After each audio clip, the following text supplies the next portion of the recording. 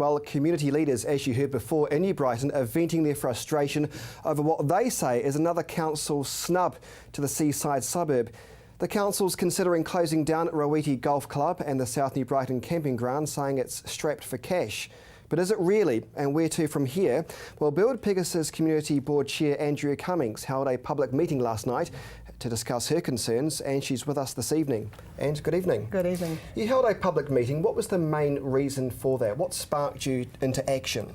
The main reason, I think, was on Facebook. There was a lot of people venting their frustrations. We were starting to look through the long-term plan that's been recently come out, and we were really disappointed with what we saw. There was just really a lack of follow-through in the promises that we'd had. When you say lack of follow-through, what do you actually mean by that? So, for example, the master plan. The community were engaged during the master plan process and put a lot of volunteer time into helping the council with the master plan, and it was an awesome plan and the community were really behind it. But now that the long-term plan has come out, we see that there's next to no funding for the implementation of it, and I think the community are quite gutted.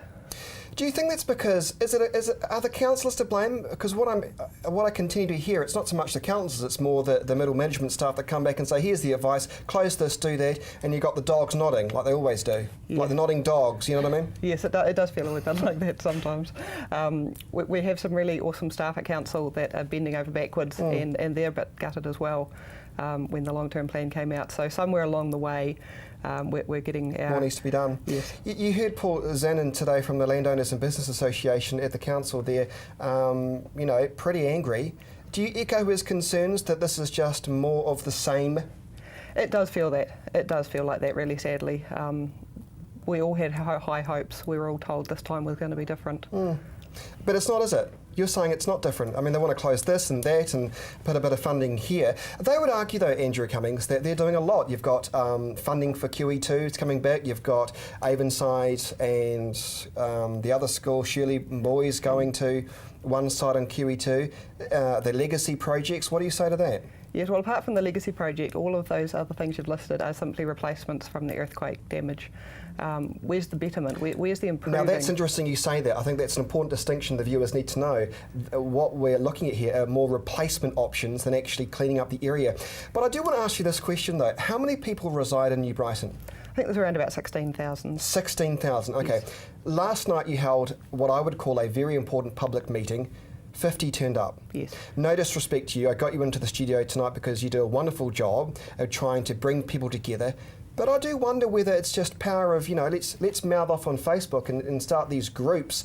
But when meaningful consultation or community engagement is required, you only get 50 people. So perhaps the council's decided, stuff New Brighton, they're not really engaged. Yeah, well, now's our chance to be engaged. We may have only had 50 people last night, but they were 50 people that left inspired and passionate, and they're already organising meetings on their own back. They're already getting engaged and really starting to encourage the community to have their say in the long-term plan submission. I was talking to Paul Zanin before on the telephone. He was saying, well, I guess the frustration he feels at the moment is all very well having a mouth off on Facebook and liking something that says, oh, there's a great comment, good on you, Paul.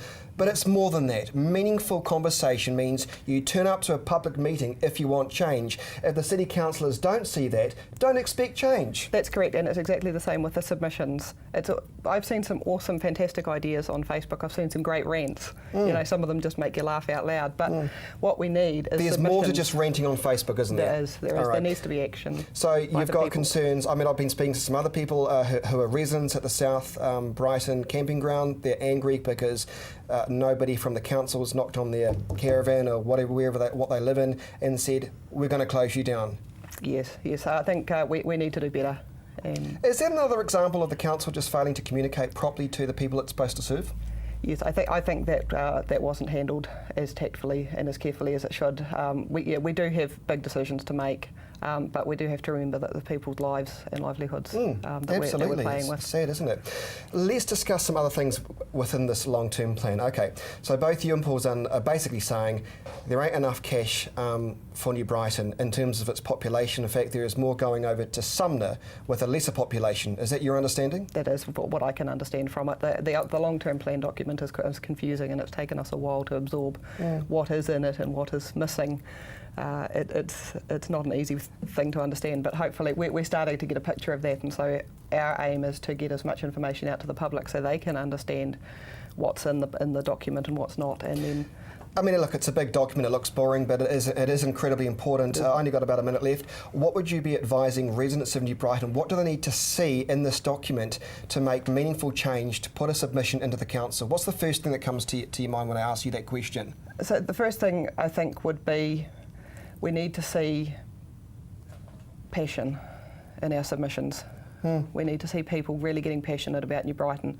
We need to do this in numbers. You know, one or two of the community leaders putting a submission in isn't going to be heard. No.